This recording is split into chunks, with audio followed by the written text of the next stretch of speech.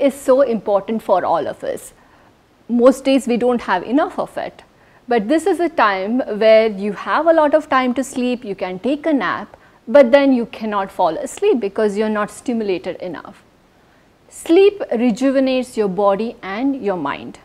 Now, if you are facing some lack of intellectual stimulation or physical stimulation, this is the right time to energize yourself or to engage in something that will help you to relax and sleep better.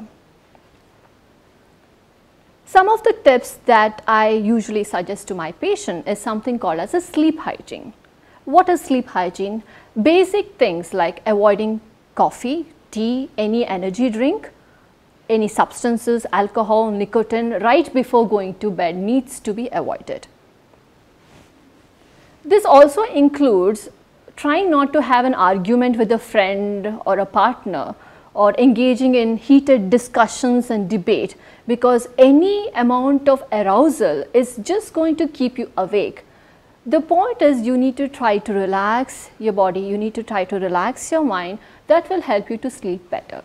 Avoid long naps in the day. Even if you have to take a nap, it should not go beyond 1 hour.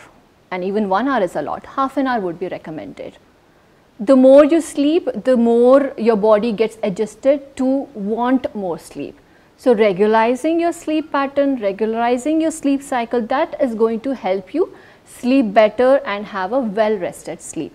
Many of us do a lot of things in our bed area.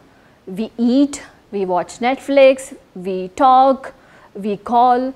So the bedroom, the sleeping area, is not just for sleeping area. It becomes associated with so many different activities. I suggest that you restrict the sleeping area, your bedroom, to just sleeping. Don't binge eat, don't eat junk food on your bed, do some other activity other than sleeping. The bedroom has to be associated just for sleeping and relaxation and nothing else. It is also important that you relax your mind, because at the moment your mind is worried. We do not know how much time this crisis will last. Stocks may run out. We are worried about our finances, about maintaining a job. So this is a difficult time for all of us, and sleep is going to take a hit. So it is important that you develop and learn at least one relaxation exercise that can help you to sleep better. A lot of my patients, they engage in soft soothing music, let's say the river flowing, birds chirping, or my personal favorite would be a violin playing. So that will help you to get into a position where your mind is completely relaxed and you can sleep better. Another personal favorite for me is something called as mindfulness. Mindfulness is a breathing exercise. It's a meditation exercise where you learn to focus only on your thoughts and you let go of everything. You focus and observe your thought without directly being engaged and involved with it. You don't have to have official professional help to be mindful.